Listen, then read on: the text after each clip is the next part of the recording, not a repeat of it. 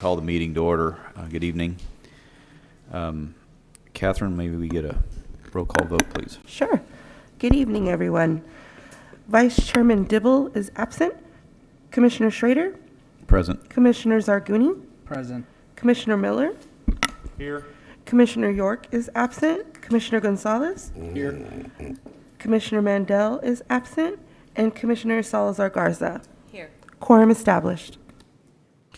Okay, at this time, I'm going to open it up for public comment for those wishing to speak on general items that would be related to planning, zoning issues.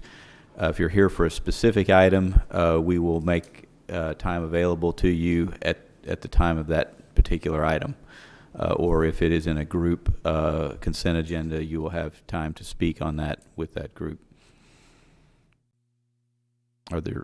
Is there anyone that wishes to speak on general commission items? Seeing none, I'll close the public comment. Okay, Mr. Demas, we have item 3. Yes, sir. You would have the discussion and possible action regarding the election of officers. So that would begin with a nomination, opening a nomination for chair. And then once that election occurs, you would then open the floor for nominations for a vice chair. Okay. So at this time, I'll accept nominations from the commission for chairman, and I will note that I did speak with Commissioner Dibble last evening, and he is amenable to serving as chairman.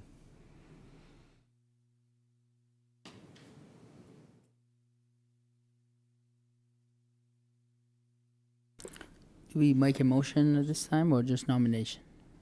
Yes, a motion for nomination, yes. I'll make a motion that we elect Commissioner Dibble as chairman. Do I have a second? I second that. All those in favor? Aye. Opposed? Just a quick point of order. You just want to make sure there were no other nominations, second nominations other than Commissioner Dibble. And if there weren't, then he would receive the position by acclamation. Oh, okay. Are there other nominations for chairman? Accept Commissioner Dibble by acclamation. I'll accept nominations for vice chair. I'll make a motion that we appoint Commissioner Sheldon Schroeder as vice chairman. I second. Thank you. Are there any other nominations? So I guess I'm stuck by acclamation. We do need a motion. You want to? For the whole. We did. Oh, I'm sorry. Do we need a motion for the? Do you need a separate Complete? motion for vice chair? I guess we didn't vote, right? They should vote on it. They motioned for them to. Oh, okay. I'm sorry. All righty. So that concludes. Congratulations to Commissioner Dibble and Vice Chairman Schrader. Okay, and then I guess we need a motion to accept the absence of Commissioner Miller from the past meeting. I make a motion that we approve the absence for Commissioner Miller. I second. All those in favor? Aye. Aye. Opposed? Motion carries. Okay, approval of minutes. I'll accept motions for approval of minutes from the December 8th, 2021 meeting. I make a motion to pass the minutes as presented. Second. Second. I have a motion and a second. All those in favor, say aye. Aye. Opposed?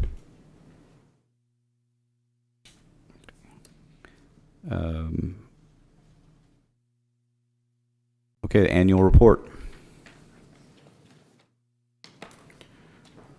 Okay, so as of course, every year as part of our report to the City Council, an annual report is generated. Fortunately, the former chairman, Jeremy Baugh, put together the annual report. I hope all of you have had a chance to review it. If you have any questions, if not, we would just need a motion recommending approval of this report. Are there any comments or notes from the commission regarding the report? I have one note that I Yes, sir. would like to add.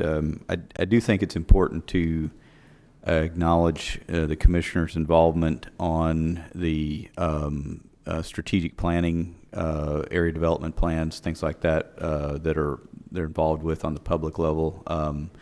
I know that's important to the council. Are involved in more of a hands-on way, and we've got quite a bit of participation and on these even though it's been a difficult kind of 2 years to be directly engaged with the public. I think it's gone pretty well on those. So, Not a problem, sir. do I have a motion to accept the annual report as noted? I'll make a motion that we accept the annual report. As Second. noted. I have a motion and a second. All those in favor? Aye. Opposed? Motion passes. All right. Are there any items in A through B? So that's items 3 through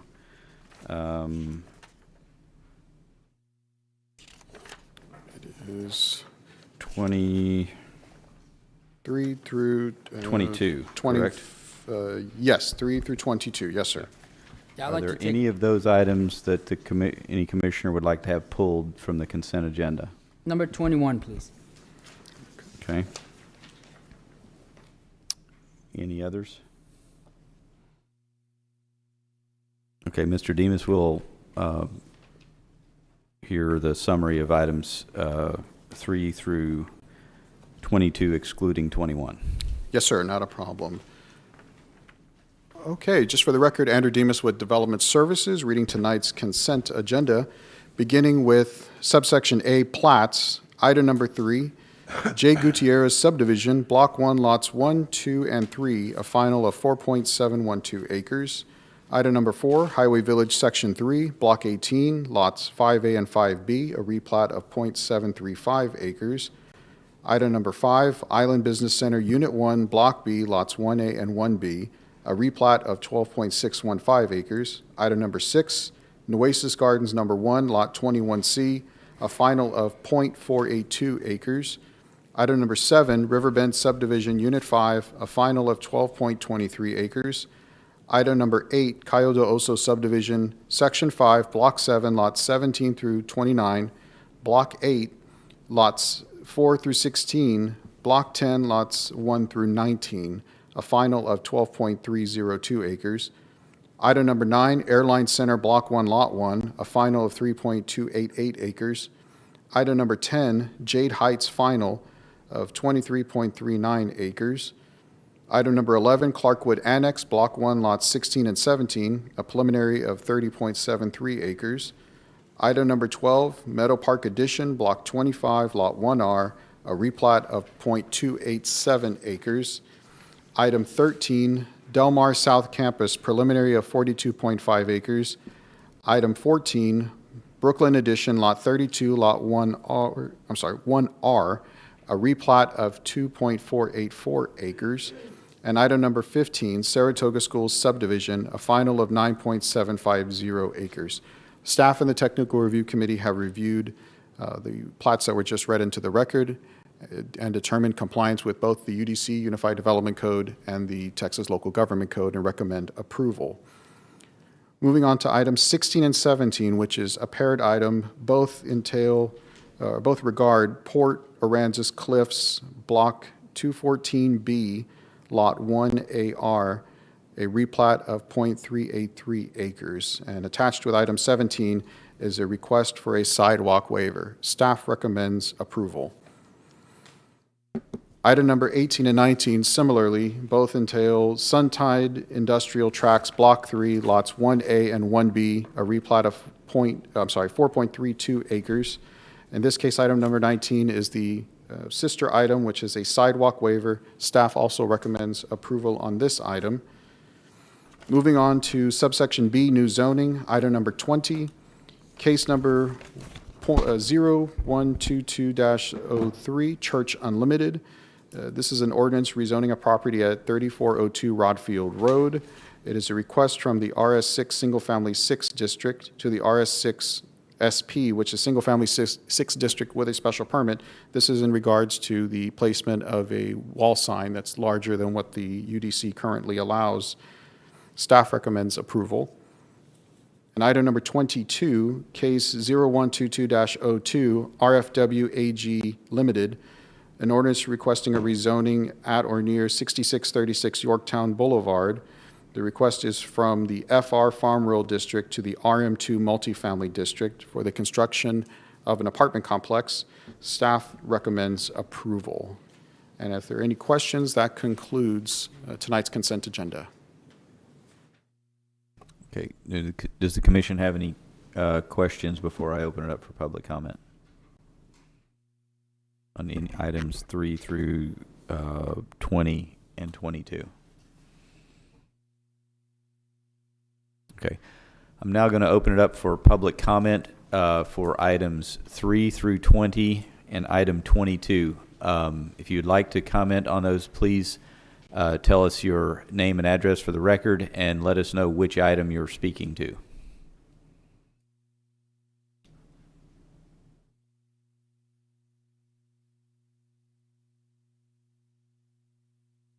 Okay, seeing none for public comment on any of these items, I'll go ahead and close the public comment and bring it back to the commission for a motion or further questions. I move that we approve items 3 through 20 and 22 as presented. I second. I have a motion and a second. All those in favor say aye. Aye. All those opposed? Motion passes. Mr. Demas, item number 21, please. Yes, sir. Thank you. So moving on to item 21, which is Saratoga Palms Properties, case number 0122-04. The request is from the RM1 Multifamily District with a special permit, which is going to look a little strange. It's RM1SP to RM1SP. The reason for that is the property currently has a special permit attached to it, and the applicant is requesting to amend the special permit on a specific condition. So as you can see on the screen, the property is located roughly west of the intersection of Lipes Boulevard and South Staples Street. Andrew, it's not coming up. Oh, I'm sorry. Let me go back a slide. I can have, there we go, perfect. Should be coming up. All right. So just a quick start over. The property is located just west of the intersection of Lipes and South Staples. And again, the request is from RM1SP to RM1SP.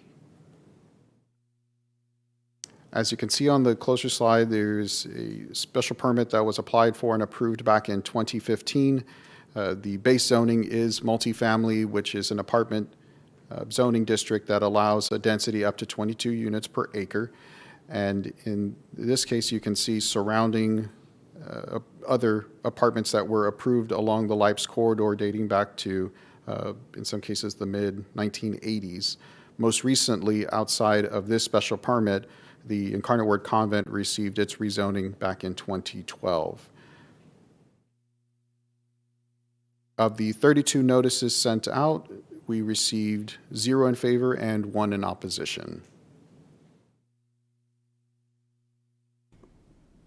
Now, as far as staff analysis and recommendation, the proposed rezoning is consistent with the comprehensive plan. The future land use map does identify this entire corridor as high-density residential, which is exactly what multifamily is. In this case, the original special permit only had one condition, and that was that dumpsters could not be located closer than 50 feet to the shared property line with the single-family residences on Grayford Place.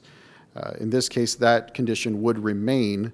The only condition that is going to be added is that the density allowed would rise from 22 units an acre to 28 units an acre, which would allow the construction of the 246 proposed units. Now, what's the difference between 22 versus 28? It is a resounding 39 units, which is what they would be able to gain, an extra 39 units difference from what the RM1 grants by right today. And based on all this information, staff is recommending approval. And if there are any questions, I'd be more than happy to address them. Are there any questions from the commission for staff before we open up public hearing? Commissioner Zargini? Yes, sir, thank you. Andrew, I have a question regarding the zoning change. So current zoning is RM1 SP and they're changing it to RM1 SP? Correct. They're essentially asking to amend the special permit that has been previously approved by City Council. So is it currently expired or getting expired, the special permit? Fortunately, no. The special permit, as shown on one of the previous slides, covers multiple tracks. So as this development has been constructed, this one has been constructed, and this one is under construction, that preserves the lifespan, so to speak, of the special permit, meaning it remains active. So what's the reason for change of zoning if it's the same? I'm kind of Additional confused. units. They are asking to add those extra 39 units. Oh, That is mainly just the units. It's purely density is the change. Okay, and knowing that the back of this property backs up to that residential area, are we gonna have some kind of buffer zone allocated for it since it backs up to a residential area, that new development off of, I forgot that street. Grayford Place. Grayford So Street. as a hypothetical, let's say we weren't tonight discussing density, so take density off the table.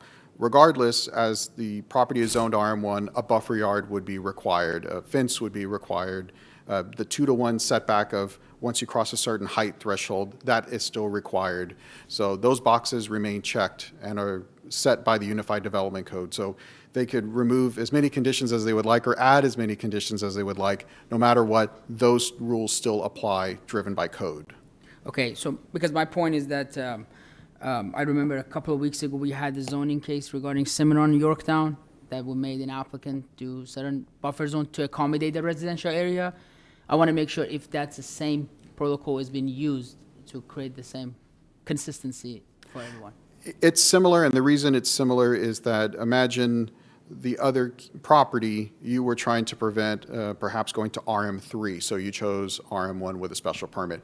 Those rules that were drafted into the special permit for that property are the exact same rules that are in the UDC as far as setbacks, buffering, fences, screening, location of dumpsters, all of those things still kick in. So, And I understand that, but changing it to 22 to 28 per unit, that, maybe my math is wrong, but that kind of puts it at the RM2 zoning? RM2 is 30 units per acre, so it's just 30, under right. I mean, RM2.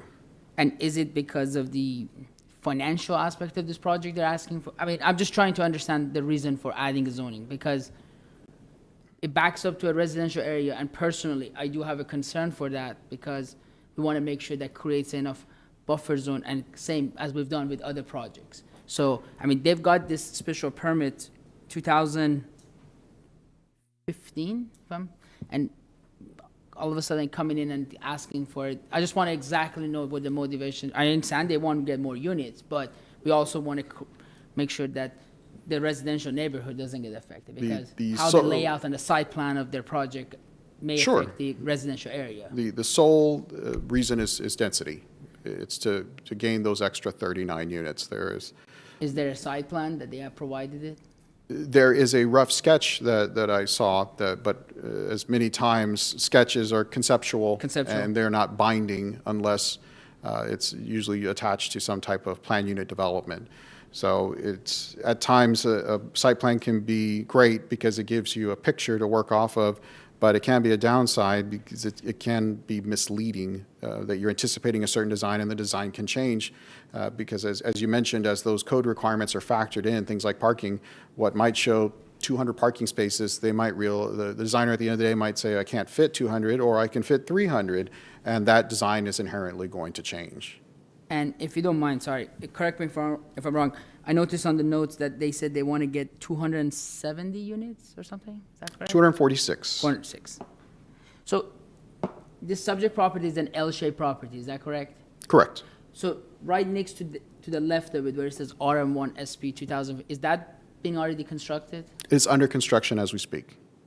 And that's another apartment complex, or? Yes, sir. Okay. Okay, thank you, appreciate it. Any? Yes, sir. Is there gonna be any change in the height, like in the stories, or is it gonna go, or they're just gonna add extra building? The site plan that I saw did not determine exactly which buildings would be at which height level, but at the end of the day, that 2-to-1 setback would come into play. So meaning, if you were to lay out a series of buildings, you would want to put the 2-story buildings closer to the property line and the 3-story further away, so you're not having to give up more real estate because of the height of the structure. Okay. But either way, both 2-story and 3-story are allowed in the RM1 district today without amending density at all. Okay. How many acres is the whole property? This entire property, let's see, let's pull up.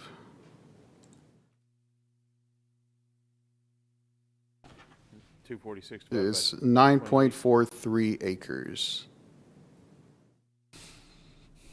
And they started off with, how many units? You said So at two. 22 an acre, that's roughly 207 units.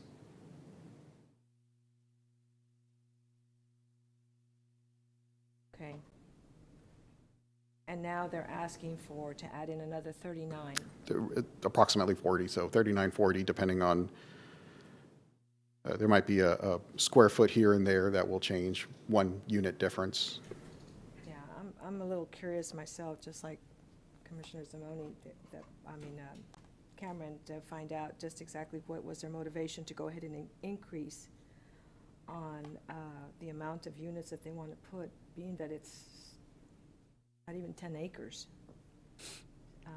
And you said that they're planning on doing the 3 stories toward the back and the 2 stories in the front? That is just a concept of what I've seen on other projects.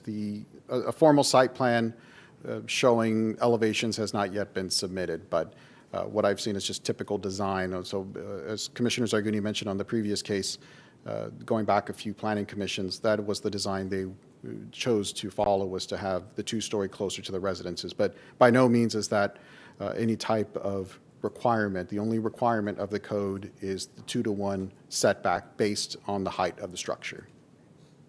I just think that's a little too high, being the fact that there's other residential areas around there, but that's just my thoughts. Thank you. I have a quick question for you. Yes, On the sir. special permit that they're applying for, are they specifically applying for 39 extra units or 28 units per acre? They're applying for density, which is the 28 units per Okay, acre. because if you multiply that, instead of 246, it's actually 264, am I right? So it's actually more than the 246 by, The 246 number was from their land use statement, which is part of the application. So that is a number they committed to on paper. so like, wouldn't the special permit be, instead of 28 units per acre, be specifically 246 to prevent them from building an additional? Theoretically, you could put a condition that capped them at a certain unit amount, or if you want to keep it under, no greater, if it's the difference between 246 and 264, and you would just say no more than 250 units. So if design has to alter, you typically want to give an applicant just a little bit of wiggle room if some units have to move here and there.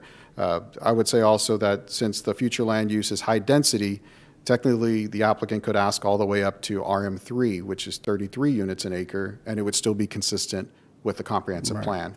So it's just a hint to throw out there that, yes, we can get into the 1s and 2s of the small numbers of density, but ultimately they could ask for the highest threshold and it would still be consistent with the plan. I might note that the challenge, you remember, we're dealing with zoning. We don't know what they're going to build, and if we get trapped by how many units, there's a number of ways you can configure that depending on, so the setback regulations of the 2-to-1 is really what we're relying on to protect the neighboring properties. So if they want to go higher in that back corner, it puts a premium on them to do that because now they have to give up more property and move that construction further from the edge of the property so from a design perspective, it's when you start doing that, you understand where your challenges are and where your opportunities are in using that site, and that it places the obligation on the developer and the designer to meet that without telling them exactly what to do, because we're not in that realm. So from when I evaluate these things, I look to those, do we have strong enough boundary requirements set in place for that? So when we've seen these special permits come up, where we've had a number of residents that were very concerned about that, we'll see sometimes some additional provisions for those fences to say be masonry or a little bit taller or something like that added to, because that is something that is a tangible thing that can help control that impact to that neighborhood. Where being more focused just on the overall density, we don't know what that's going to become. And so when I look at these things, I don't focus so much on the density unless it's something that is, we don't have the road capacity for it or something like that. But anyway, that's just my thought about how I go about that process. Are there any other comments before I open it up to, okay. Andrew, I have a question. Do you recall what was the reason for an RM1 special permit? Oh, I'd have to reach back in my memory. Let's see, 2015, at the time, there was a question about density, which, again, when you erase all of the subdividing lines among the various developments, is still, again, set at 22 units an acre. At the time, there was a question about noise, so that is why the condition was applied about the setting of dumpsters and compactors no closer than 50 feet. So you won't have a traveling of odors, or the trucks are coming in and making noise at hours of the day or early morning. The reason I'm asking is, while I don't know the reason why, I would assume that's probably the proximity to the residents on the back, and the fact that all the adjacent properties are RM1 special permit. And I know you mentioned that have to go through a zoning change, and most of these properties are RM1. So for units, I just don't see enough reasoning. So I just want to clarify as far as why the two properties to its left and right was special permit. Was it because of a certain? But before, imagine there were no buildings. It was vacant property, and the zoning case was for all of these combined as one meets and bounds. So the special permit was applied to this entire area. I think at Sure. Came out, and you recall that. And I just want to make sure, for an application motivation to change 28 units as it is, they got a special permit. I just want to get a very good, clear understanding of it. And the other thing that I want to know is that you said it very perfectly. While it's conceptual on a plan, we don't know exactly how many units they're going to end up getting. Applicant granted a 28 per unit, it could be that passes the capacity. So, is there any? Is the applicant here? Yes, but again, I would just want to reiterate, the future land use map, which is again our crystal ball and how we see areas developing, is high density, which means RM3 at 33 units an acre.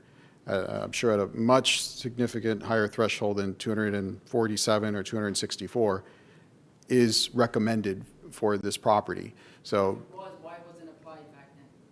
well, that is previous of the latest comprehensive plan wasn't updated till 2016. So this original zoning case occurred prior to this zoning case, the original 2015 zoning case occurring. Many times we use rezoning as a red flag if an area is starting to change, and we're seeing a trend. So if you can imagine the many cases we've had just south of here on the Yorktown corridor, those were for many years farmlands and various small tracts and have slowly changed to commercial.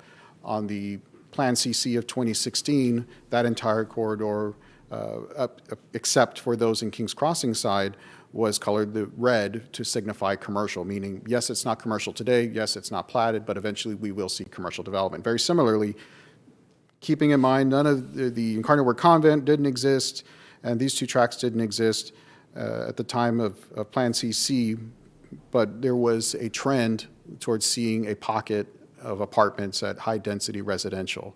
So whether you're RM1, 2, or 3, all fall under the auspice of high-density residential, meaning it is compliant with the code. Or, I'm sorry, future land use map, I said code. I just got Commissioner Miller. couple questions. Yes, sir. What's the height restriction in this area?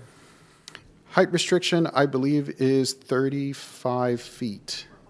For RM, 45, I'm sorry. RS6 is 35, but RM1 is 45. Now, You could almost squeeze in 4 stories. and I'm glad you brought that up. So what many times we run into building code wise is you have to then install an elevator, and if you're building wood, you get into a little bit of trouble with windstorm when you go north of 3 stories. I know I'm preaching to the choir, but that's why many times we will see apartment complexes stop, even though they're allowed to go to 45 feet, they'll stop at the 3-foot mark or 3-story mark to avoid those extra building code requirements. Well, I don't build apartment complexes. I don't do any kind of multifamily stuff, but I do build a lot of car lots, right? And I know when a car dealer has a planning volume of 1,200 units, you know, I have formulas that tell me how big the land needs to be, how big the building needs to be, and everything else. And, you know, it factors into tension and landscaping and everything else. I'm kind of a nerd that way, and you're kind of a nerd on some other stuff. So, I mean, from your professional opinion, with the size of this property and the shape of this property and everything else, I mean, is 246 units going to be a weird thing on this property? I could see a very similar design that we've seen on previous cases, where, you know, what Nye and I were just speaking about it earlier, the kind of wedding cake design. You're going to see the taller buildings closer to Leipz Boulevard and the 2-story buildings closer to the single-family residence. That helps with noise, that helps with parking control, that helps with all sorts of things. But that seems to be the more typical design that we're seeing with multifamily complexes. Because what this looks like to me is, you know, somebody originally asked for this zoning, and obviously every apartment developer wants to get as many doors on their property as possible. And maybe they've got a test fit that says that they can probably squeeze in up to 200 and anything else, allow it. Yes, sir. But I just kind of wanted your opinion from somebody that sees these things all the time to, you know, because you could ask for it, but once it gets into building permit phase, you know, if all the other boxes aren't checked, you know, they may have to trim a door or two off here and there. So, I mean, I just wanted to know your opinion on whether or not this is actually something that could be stuffed in there. I would say it's possible to get to 246, then the question is probability. Once you factor in, as you mentioned, all of the other requirements, just as we've had with many cases, a density listing in the code can be a misnomer. It seems, oh, you're going to get X amount of units. No, not necessarily. And that's before you've turned over one shovel's worth of dirt and found something else on the site that may affect the design. Right. Okay, thank you. Commissioner Salazar Garza, did you have additional comments? Okay. Well, I did have something on the parking. Yes, ma'am. Being the fact that they want to put in there, what was it? 39. 39 more units, that would mean they would have to adjust on the parking. Absolutely. So parking requirements within the code for multifamily is 1.5 spaces for every 1-bedroom unit, and then 2 spaces for every 2-bedroom unit and up. So if you have 2, 3, 4-bedroom units, those all require 2 spaces each. And then at the end of that calculation, if you do build 246 units, you must divide that by 5, and you have to provide 1 parking space for visitors for every 5 units.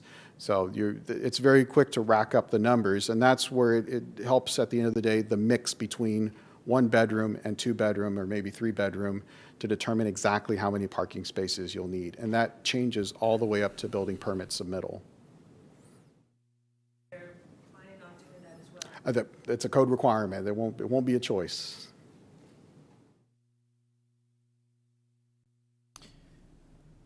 Okay, I'm going to open it up now for public comment. If the applicant is here and wishes to speak, I'd invite them up first, please.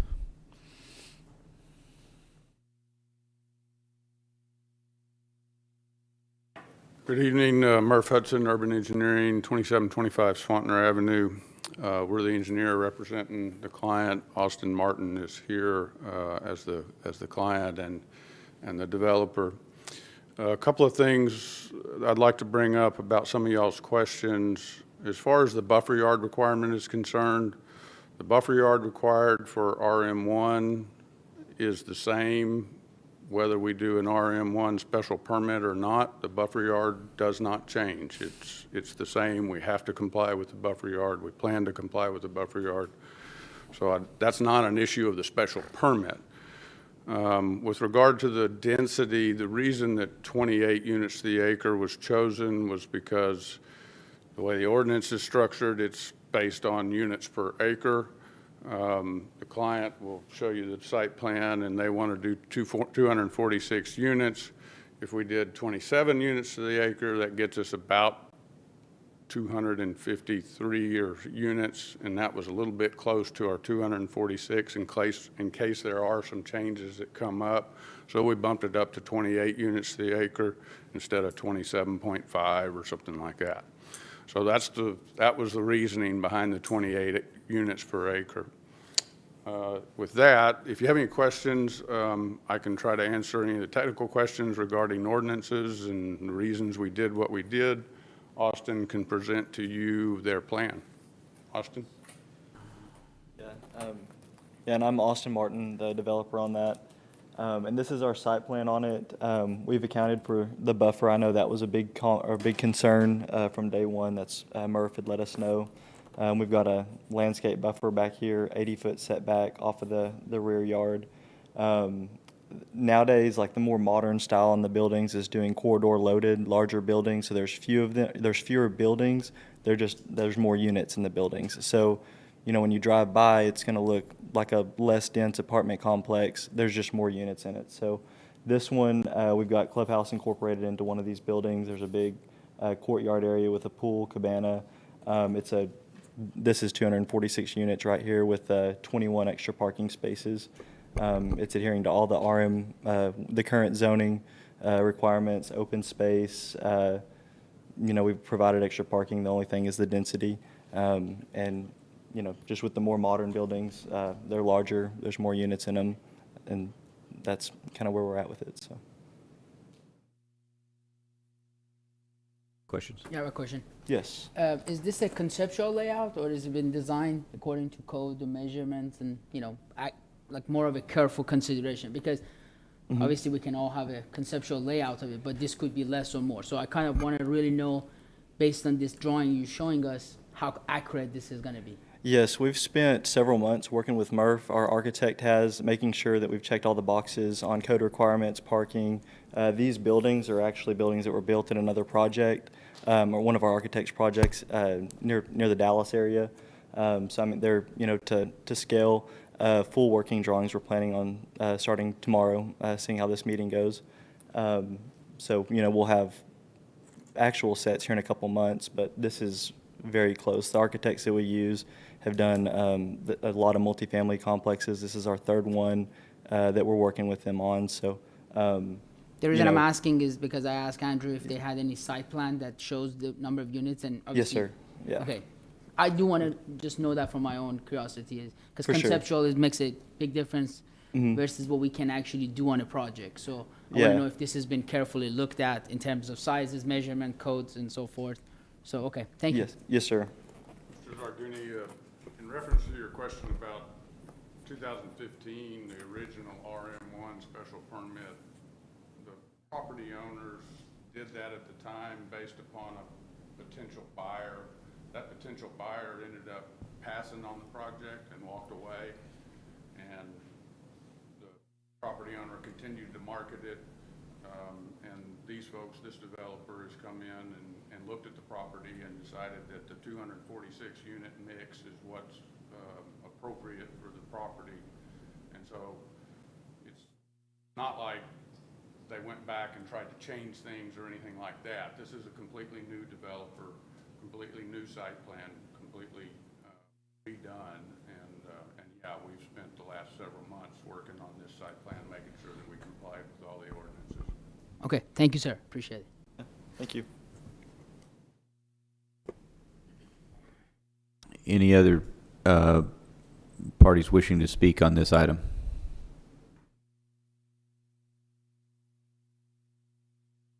Okay, seeing none, I'm going to close the public hearing and ask the commission if there's any more questions or if there's a motion on Yeah, I this do have item. one more question. Sorry, I forgot to ask the applicant. So 246 unit is suitable for you? It works for you based on your plans and designs and everything?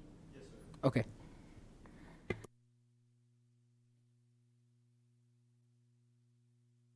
Okay, do I have any other comments or a motion? I'll make a motion that we approve item number 21 as presented. Make, Okay, I have a motion and a second. All those in favor? Aye. Aye. oppose. Oppose? So did you oppose? Yes. Okay. I was gonna make a different motion. Okay. We have motion, and motion passes. Okay. Commissioner, would you like to roll call that, with that vote? Yes, roll call the vote, please.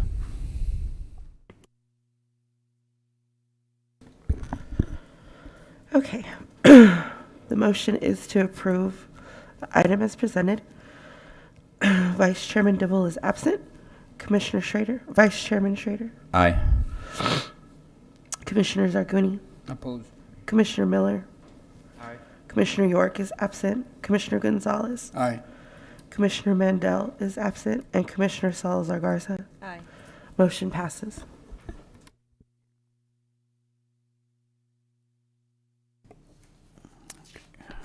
Mr. Demas, item 23. Yes, sir. So moving on. So very similarly to some of the items as part of the consent agenda, this is a package deal, so to speak, with items 23, 24, and 25 regarding Burlett Addition Annex Lot 3, a final of 1.136 acres. Item number 24 is the sidewalk amendment associated, and item number 25 is the wastewater waiver. I said amendment. A sidewalk amendment requested, and item number 25 is the wastewater amendment. Concerning item 25, staff recommends approval on that one. I do have the presentation just in case you wish to go through it. However, I will be definitely going through the presentation on the sidewalk waiver. So just to give you a roundabout idea of where this is located, as you can see on the lower left-hand side of the screen, I know it's a small property, but just to give you an idea, it's in the southern part of Flower Bluff. This is south of Yorktown Boulevard between Rosher and Flower Bluff Drive. As you can see, this is the distance to connect to an existing sidewalk network, which is roughly 2,500 linear feet. Here's a view of the subject property on Burlett. To the north. Here's a copy of the submitted plat. And staff is currently recommending denial. And the two reasons that we're recommending denial is, one, the property is unplatted, which means, it is unplatted to the north and to the south, which means there is opportunity for future sidewalks to come in to connect to this property. And two, Burlett Lane is on the urban transportation plan.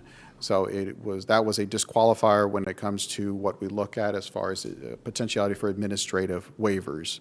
So those are the two key factors. We do have a quick breakdown that was also included in the memo that was part of your packet that shows things that are in support of granting the waiver versus factors against that are supporting sidewalk construction. But it boils down to two major factors. One, that there is opportunity to the north and to the south for the sidewalk network to continue as those properties plat.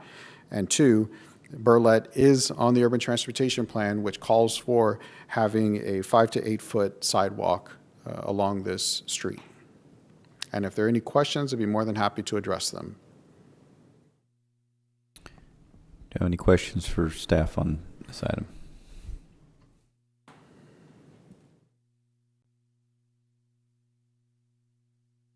And I'll open it up to public hearing. Please come forward and state your name and address.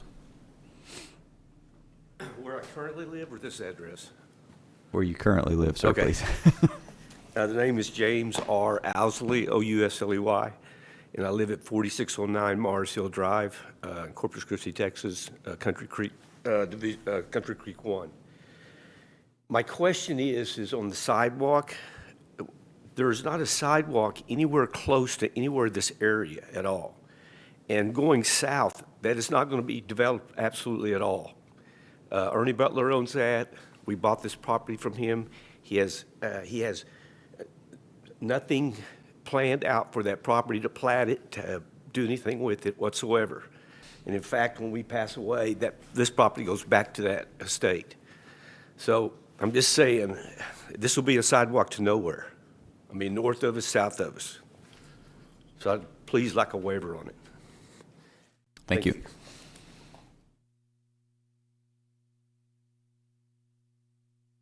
Any others that wish to speak on this item?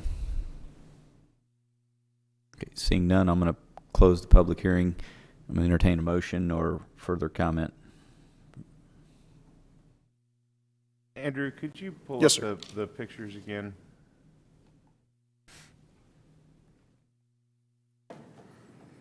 And the others?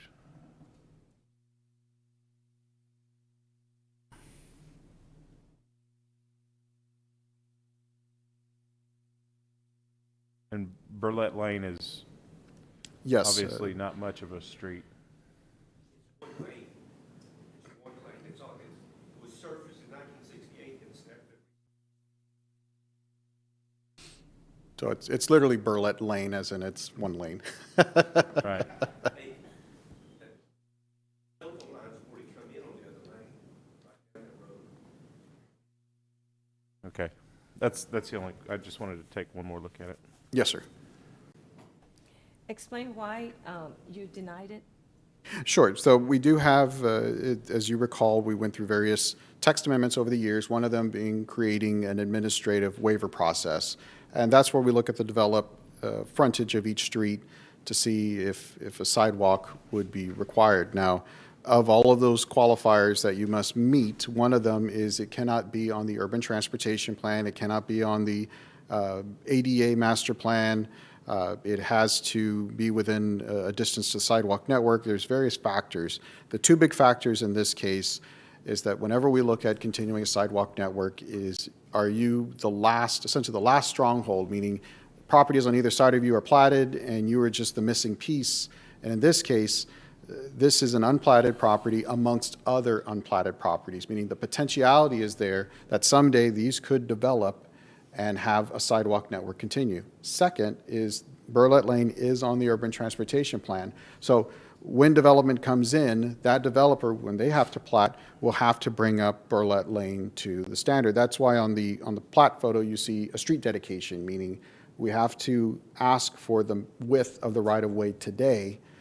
They did it kind of in a reserve meaning they don't have to pave their one section, but they can reserve it for future street. But as a developer could come in, they would have to install the sidewalks and their half.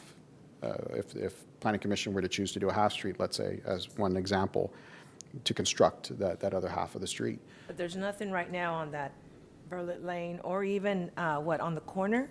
There's nothing today, and that's one thing as planners, we have to kind of live in a time machine. We have to know what was there, what is there, and what could be there. And we have to look 30 years into the future, how this area could develop. And as you've seen with various subdivisions coming to the bluff, it is not a quiet area. Development is happening. Now, that entails other factors like drainage and sewer access and water and all these other things. So there's not a time frame of when development will happen, But we anticipate someday development will happen, and that is why it's on the urban transportation plan as a dedicated street. And all they're trying to do is actually just try to get a plat to construct a home, Correct. correct? Okay, thank you. Okay, do I have a motion? I've got that property's not very wide, is it? 100 feet? Correct. I guess, my thoughts are, yes, it is on the urban transportation plan. However, whenever the actual, city standard street section gets rolled through there, I assume that this sidewalk is going to be placed, if we did require them to install the sidewalk, that sidewalk would be placed.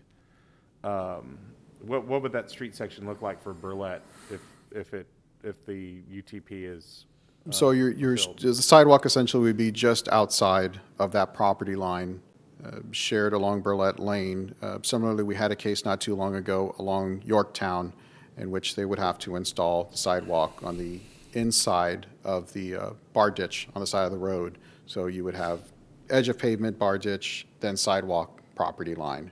And if either a future developer were to install the rest of the street, meaning maximize the required right-of-way width and the pavement section, those bar ditches would eventually go away and be boxed in for underground stormwater. But of course, none of that will happen on one site, 100-foot wide development. But as any plat comes in, we have to take into account the big picture and how it plays in the role of comprehensive plans and master plans for various utilities. But I would concede, yes, there's no time frame attached. This could be 10 years from now, this could be 50 years from now. But nevertheless, part of waivers is that we make the case of looking into the future. But I do understand the common sense aspect of who knows when that will happen. I could see this 100-foot section of sidewalk sitting there for, just say 20 years, right? And then you come in and you're building your city standard street section of whatever that's going to be in, 2042, right?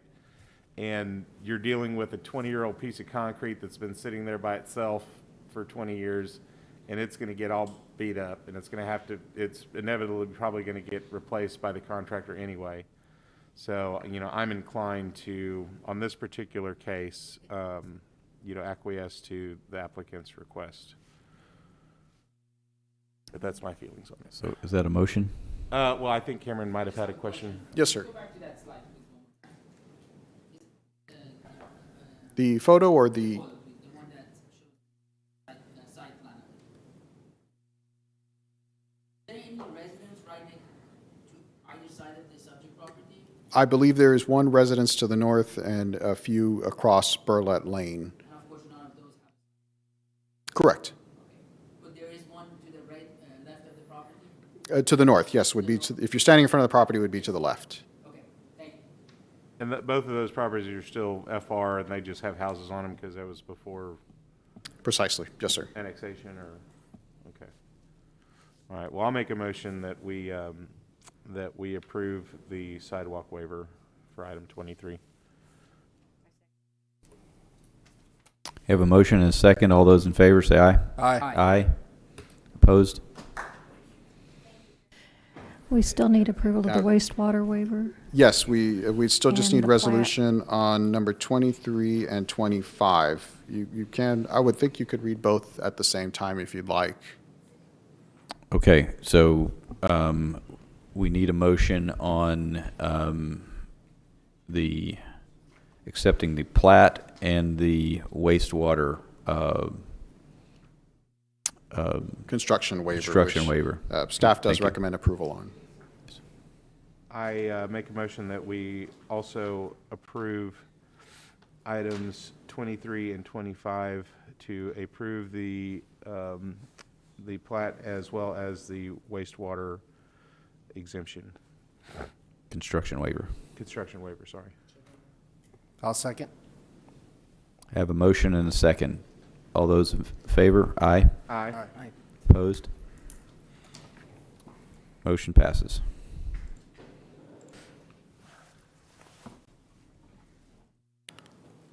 Okay, so moving on to our final presentation of the evening, item number 26. Since we're in the discussion about waivers, wastewater fee exemption and refund text amendment to the UDC. And what this is discussing is, as you know, whenever a construction waiver comes in, so in this very similar case, someone chooses to apply for a wastewater waiver. At times, it will be combined with a fee request for a fee waiver. So today, both items come before the Planning Commission. The Planning Commission will make the final decision on whether or not construction will be waived, but only makes a recommendation on the fee side. That still today has to move on to the City Council for final decision. So as you can see on this slide, this breaks down where public improvements are identified, that waivers shall be submitted for either your septic systems when a property is not reasonably accessible, and that's the term you will see throughout these waivers over and over again, reasonable accessibility. What does that mean? It just means that there is not access to an underground wastewater system within 1,000 feet. And those are the times you see the half-acre lots, the 1-acre lots, because they wish to go septic, and half-acre is the minimum size required by the State Health Department.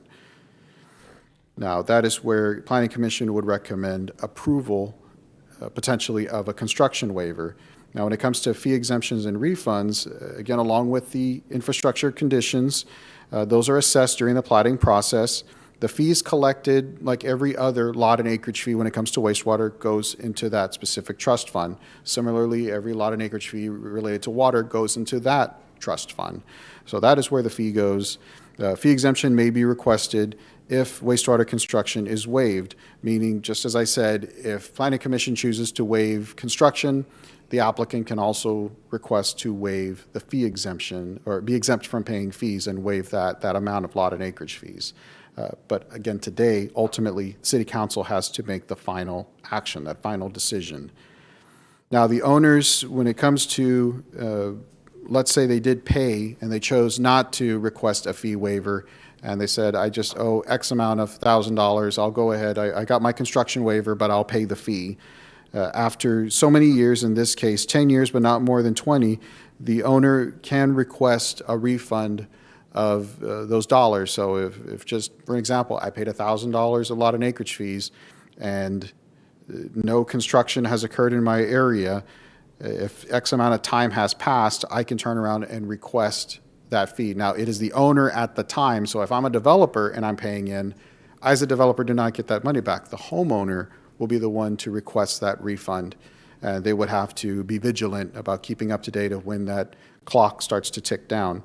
Again, it has to be approved by City Council upon Planning Commission recommendation. So Planning Commission will recommend yes or no to the fee exemption, and then it will move on to Council for final decision.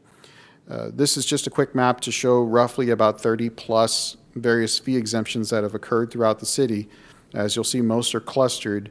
In Flower Bluff, you have some in the just outside the city limits around Oso Creek, and you'll have just a few in Annaville and a few in Cal Allen. Now, the amendment that we're proposing today would allow the Director of Development Services to exempt fee payments and issue refunds instead of having to go all the way to City Council.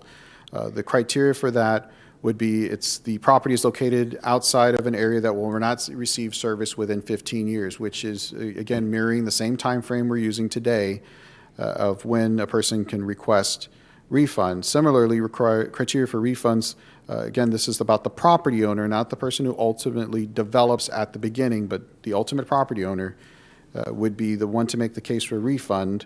No wastewater lines from the city's wastewater system serve the property, meaning it's still not receiving any service, and the property is not likely to be served by the public within 5 years. And staff is recommending approval. Now, one thing I would want to add is, of course, all of this takes time going through the fee exemption process.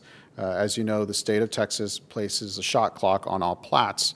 I think as part of improving our turnaround time on plats coming through Planning Commission by saving a step and not having to take these fee exemptions to council, that buck stops here. It's your construction waiver and now staff having the ability to do fee waivers. That saves about 42 days of travel time between Planning Commission making a recommendation on fee waivers to go all the way to City Council. So that is just a little bit, saving a month plus here and there will definitely turn around how much quicker we can do plat recordation, which is, of course, music to the ears of developers. But that's just a side bonus that I wanted to throw in there of when we make processes a little more efficient, it benefits everyone. But if there are any questions, I'd be more than happy to address them. Commissioner Zarguni? And if you go back to the last slide, about this 5 years time frame. What? Talking about the wastewater line within 5 years. So right now, to request a refund, as you'll see on the previous slides, it says owners may receive a refund for wastewater is not made if wastewater is not made available to the subject tract after 10 years, but not more than 20 years. What we're changing is to say now that time is at 5 years. The property is not likely to be served by public wastewater lines. We aren't changing that, Oh. Andrew. When they apply. It's when they That's the apply. criteria. I see. That's part of it. Mhm. From the time they apply. Served by public wastewater lines within. I'll read it. It says owners for property which a wastewater lot or acreage fee has been paid under conditions of this paragraph, I'm reading straight from the code, right? May receive a refund of their pro rata portions of the lot acreage fee paid if after 10 years, but not more than 20 years from the date of the filing of the plat. Owners of 50% of the property within said final plat petition the City Council for a hearing to determine whether the fee should be refunded. So we're changing that to the Director of Development Services. That's the proposed amendment. Now, what it does say is a refund may be made if petitioners are the property owners and the fees have been paid, no wastewater line served the petitioner's property from the city wastewater system, from another governmental entity, or from existing wastewater control districts or authorities which provide the collection or treatment of sanitary sewage, and the property is not likely to be served with such wastewater lines within 5 years. So that's when they petition. It's 5 years from when they petition. No, 5 years from when they request the refund. There's refunds, and there's a lot of different things that we're looking at here. There's the refund component of it, there's the fee exemption, and then there's also the request for fee in lieu of, right? Yes, the refund component is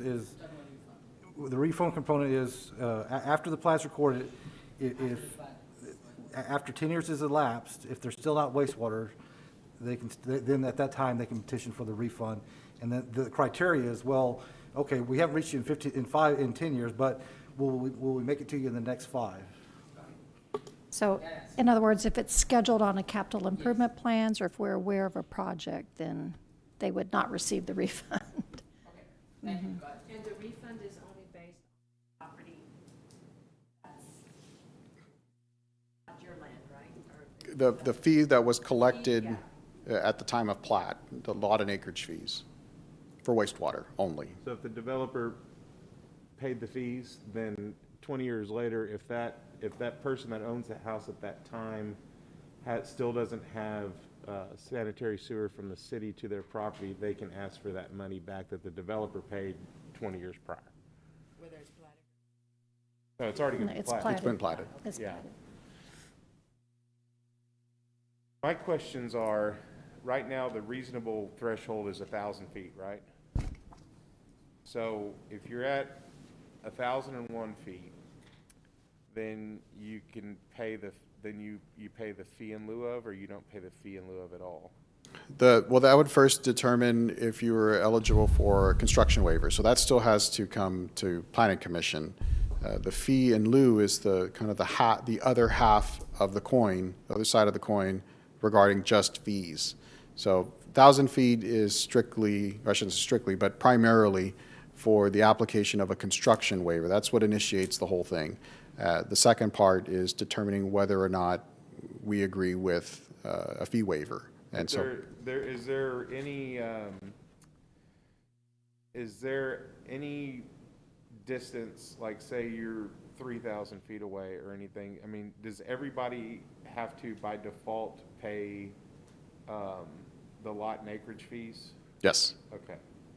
So the slide that you showed us earlier of the 30-some properties, could you go back to that slide?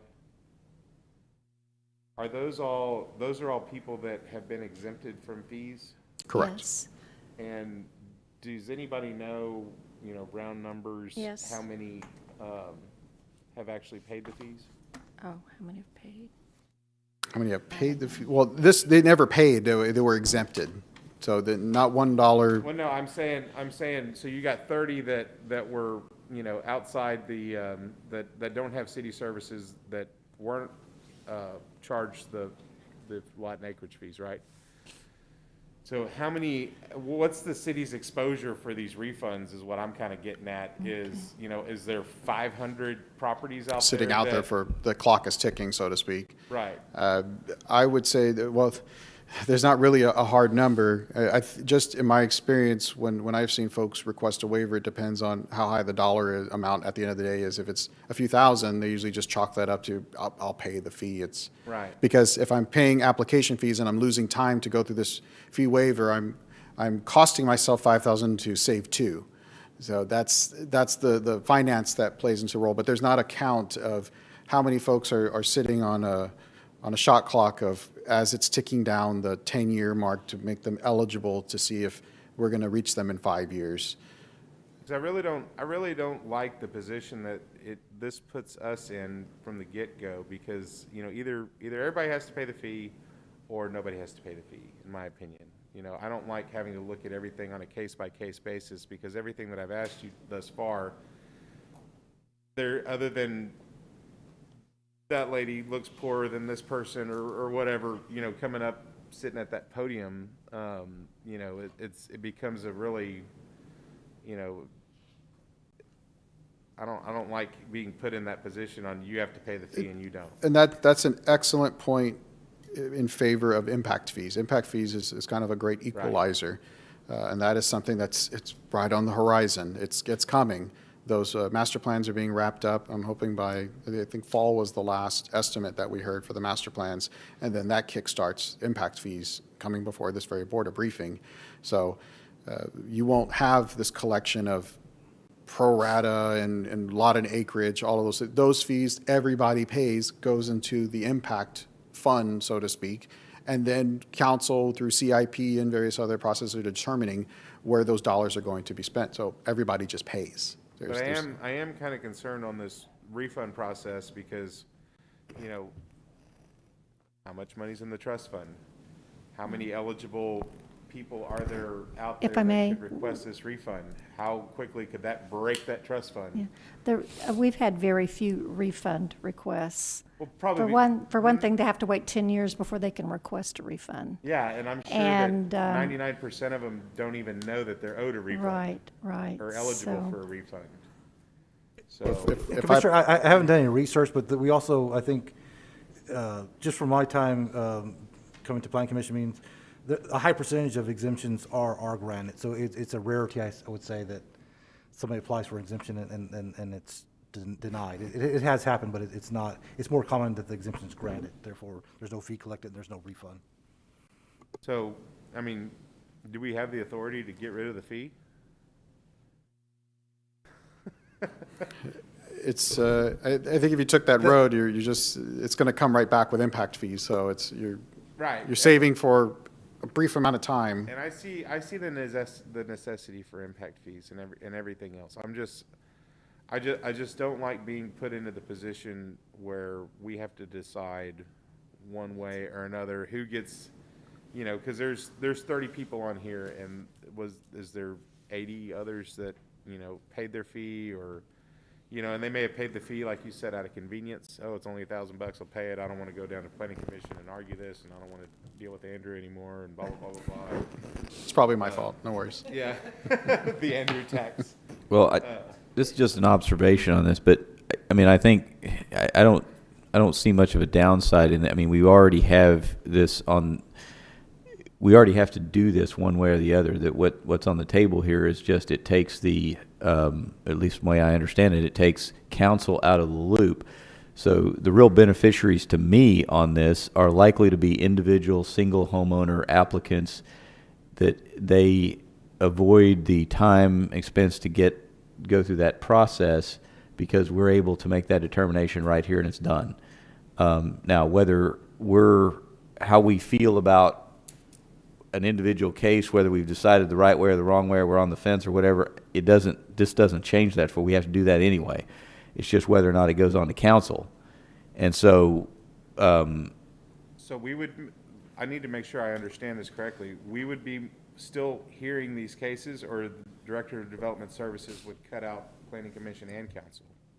You would hear the request for the waiver. Make a For recommendation. the planning requirement, but the fee exemption itself would be the director would make that See, determination. that's the deal, Sheldon. Now the fee exemption is going to be left up to the Director of Development Services. right? And so he could say, yeah, everybody's got to pay it, or nobody's got to pay it, or you've got to pay it and not that person. right? Okay. So do you? The inverse of the argument is today, it's kind of the thing that it's not the prettiest, but plats become politicized and waivers become politicized at the council level. So if developer X says, well, I had to pay so much, and there's one house next door, they're going to say, well, that person should put in, or that person, I'm the one building 30 houses, that person shouldn't be eligible for reimbursement. And that's the upside of it coming into the kind of the quote-unquote executive branch, is that staff is making the determination based on science and logic, not necessarily the politics of it going all the way to city council. Yeah, but it's still ultimately one person's decision, right? It's a check and balance now. I just feel like, you know, if we were seeing 80 of these a month, then it would make sense to you know, push that off to staff. But I think in this situation, I'd just leave it the way it is. Well, one of the reasons you don't see also too many is because when we outline the process they'll have to go through, they pretty much say, you know, I'll just pay the fee. I don't want to deal with it. That keeps their plat in suspension, which means they can't pull a building permit to build their house. So they just roll that into the cost of construction. And I'm concerned about the refund, you know, because it sounds like nobody's really done an analysis of how much money's in this trust fund and how much exposure that the city has. Commissioner, you made several points. I want to go back on the issue of the determination from the Director of Development Services. There still be a mechanism. So if somebody was aggrieved or felt that the decision of the director was mistaken, there is a process to take that to the Board of Adjustment. So his decision can be appealed. Right. So he's not the final say. So I guess that's where I was going at. And if you don't like how the board votes, you can take it to district court. So it never stops. There's always an appellate. I'm just saying we heard, I think, maybe 2 last year, 2 or 3. Yeah, we've averaged about 5 Yeah, a but year. The point of this is that, I mean, I think the point of this is for the public, it is taking a significant time chunk step out of play for these things, for them.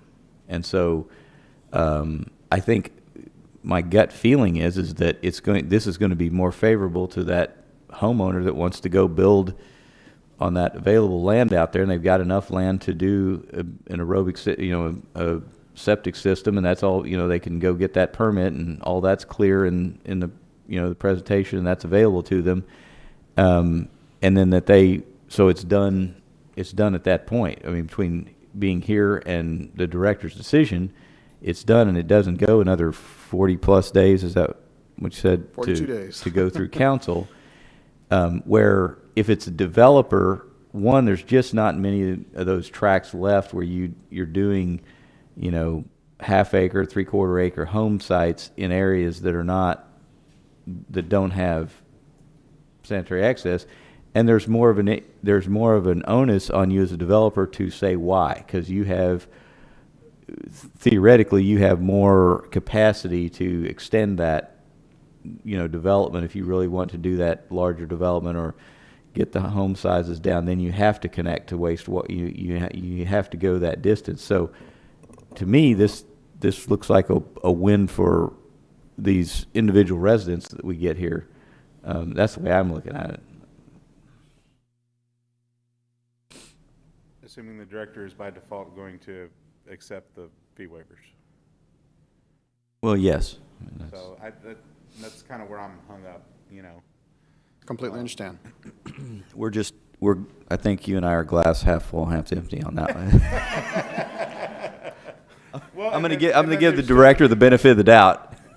There's still the refund component of this text amendment, because right now, is there a tool for, you know, somebody that lives on a piece of property that has changed hands 7 times, that somebody way back when paid $500 in fees? They would have to remain vigilant. That information would have to be conveyed through every property owner of, hey, don't forget there's this money that's hanging out there, and you're not going to get the entire subdivision, you're going to get your sliver of it for just the amount of acreage your lot is. So if a developer's... I've seen other city trust fund balances, and they're not very handsome. It's, you know, in all honesty, it's a system that works for smaller towns, but we are a growing city, and it's kind of, we have to join you're moving out of the kids table into the adult table, and that is the majority of cities in Texas are going to impact fees. I think of the survey we did at the beginning, there was maybe 2 that were still operating on a trust fund basis, and it's messy and it's politicized, and it just, impact fees are an equalizer. We did have a fee increase to the trust funds, and we will have over the next 3 years in addition to the trust fund. So that occurred during the budget time at City Council. So all of these wastewater dollars have to be allocated to one particular account, correct? There's 4 pots. There's four pots. I think if you rotate through the slides, right there. So, yeah, so so these wastewater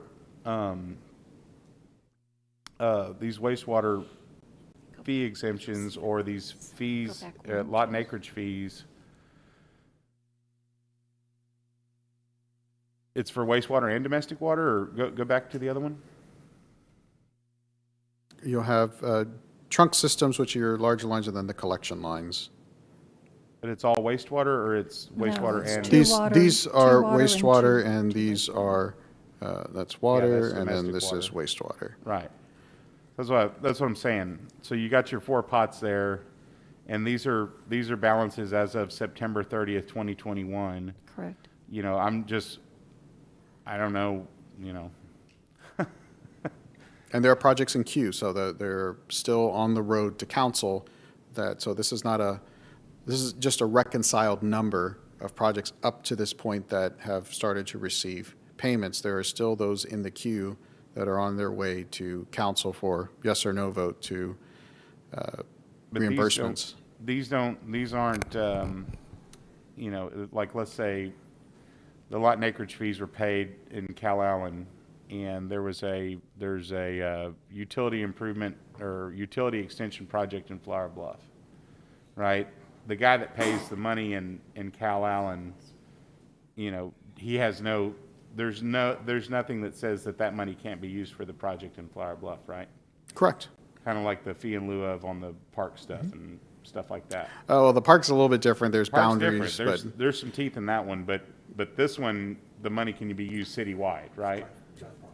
So I'm just kind of concerned, you know, if the word gets out and everybody that owns property that you know, comes, you know, banging on the city's door saying, where's my, you know, $1,000 that, you know, Joe developer paid back in '85. Hope he saved his receipt. Yeah. And just in terms of history, in the last, I guess, 3.5 years, we've had one refund, and that was the Butler edition. I don't know if you remember that, but so. Is that this dude's neighbor? I believe so. It's same area. Property in Flower Bluff? Or it's similar.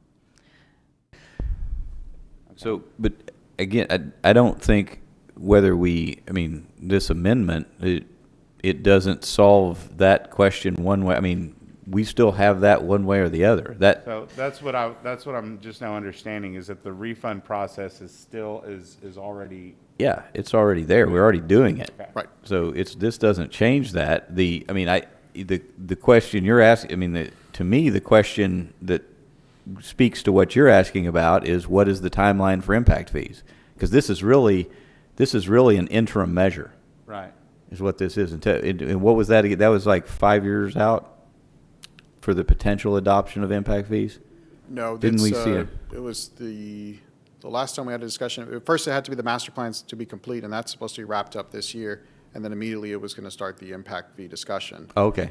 So So it's- within the next 2 to 3 years. I would say it's a shorter time frame than 5.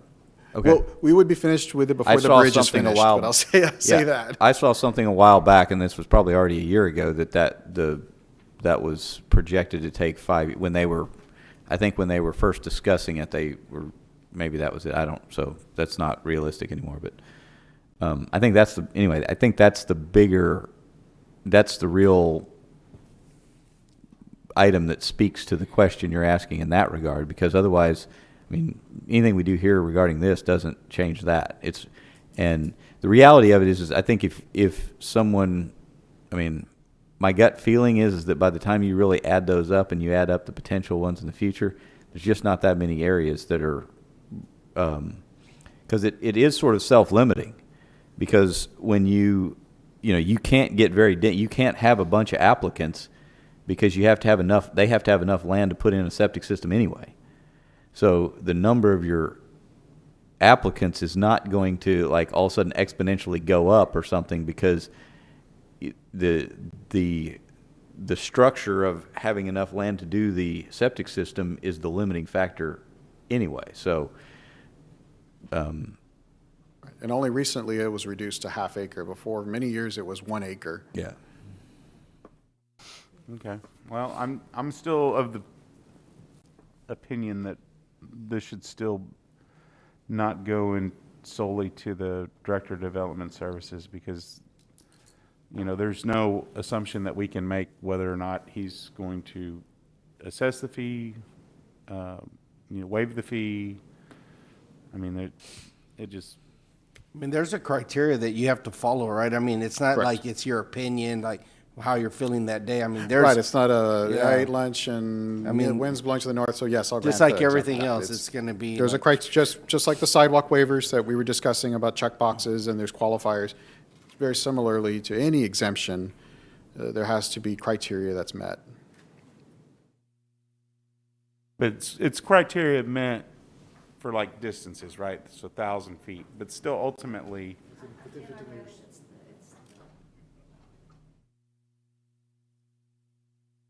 Conceivably, the Director of Development Service could say, ooh, I didn't like my lunch today, you're paying the fee, and then, ooh, I had dessert, I'm feeling better, you don't have to pay the fee. I mean, they could do that, right? So I would recommend definitely bringing him dessert as often as you can. Okay. they But yes, could do that. yes, you're correct. Yeah, It's not like, there's the check boxes have to do with whether or not, So- you have to extend services to your property. So like if you were at 900 feet instead of 1,000, if you want to plat, you're going to be running wastewater lines at your expense to your property. Correct. So are you asking what the criteria for the refund is? Is that No, correct? I'm not concerned with that anymore. Now that I know that that's already there, I thought that was something new. But just like, so take into account, even if you're at 900 feet, you're not quote unquote reasonably, you are reasonably accessible. That doesn't prohibit, somebody could be 300 feet away from a wastewater access, but the depth is so shallow they cannot meet the gravity drop. Right. That doesn't prohibit them from still asking for a waiver. Any person that submits a plat can ask for a waiver, regardless of that distance. What helps their case is if they're 1,000 feet plus, that we as staff will recommend approval. But that doesn't inherently mean they can't still apply for that waiver, because I can definitely count many a plat that was simply located to a dry line or too close to a manhole that was shallow, and it was going to cost so many dollars to put in a lift station to meet the requirement, and they were still able to obtain a waiver. So it's just a guiding principle when it comes to reasonable accessibility. The other, In that case where like shallowness overrules the 1,000-foot threshold, the Director of Development Services would by default say, no, you've got to bring, Depending on what that criteria, how the criteria reads to qualify and so then for that an applicant exemption. would have to go to, through an appeal process. Correct, go to the Board of Adjustment and say, this is my issue, I wish to appeal the decision by a staff member. And Yeah, if- I'm just saying, we don't see enough of these per year to, I don't know. I get, same thing like Sheldon was saying, I'm glass half empty and he's glass half full. As many of these that we would have to see a year, it's as many that would have to go before the Board of Adjustment to. well, I think the other thing is we still see these either way. It just whether it goes to the director or to council. The construction still comes here. So if we recommend the waiver, then that's a lot of ammunition, so to speak, that the director would have to side against to overturn or to. So it's not like it's just. I mean, if somebody wants to, if we say we recommend the waiver and then the director says nope, you're paying it, then that applicant has some ammunition to go on their recourse to, is it Board of Adjustments? Yes, sir. To say, hey, the planning commission recommended it, and the developer decided he didn't like what I brought him for lunch, and he. Well, so who's requesting this anyway? Is it council requesting this? Yes, this is council wants out of the deal. Okay. Well, that changes everything. I guess I'm not listening.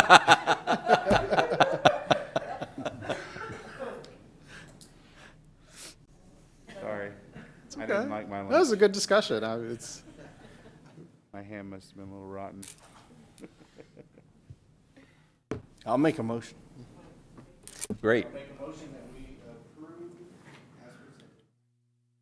I'll second it. All those in favor? Aye. Opposed? All right. We have a motion approved. Director's report. Yes, I have a letter I'd like to read to the Planning Commission, and this was sent by Chance Sparks, who is the chapter president of the American Planning Association Texas chapter. It says, Dear Mayor Guajardo, it's with great pleasure that the Texas chapter of the American Planning Association presents a 2021 Certificate of Achievement for the Richard R. Lilly FAICP Planning Excellence Program to the City of Corpus Christi and its planning department. Corpus Christi is one of only 34 Texas cities to receive such recognition this year. And this was dated in 2021. Okay. The certificate is in recognition of the professional planning standards demonstrated by your planning staff and the support provided by your City Council and Planning Commission. More specifically, the City of Corpus Christi meets the chapter's goals for increasing awareness of professional planning and meeting a variety of professional requirements.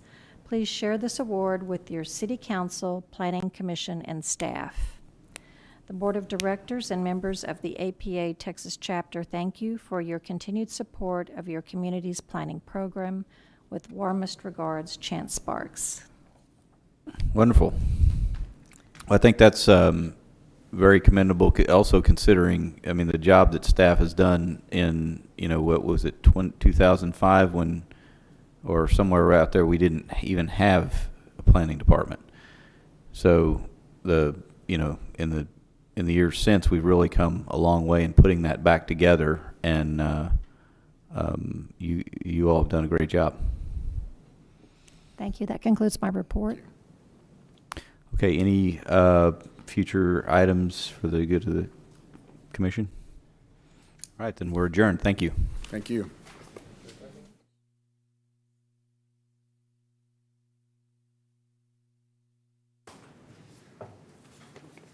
Sorry for calling you a nerd. I've been called worse, believe me, just this week.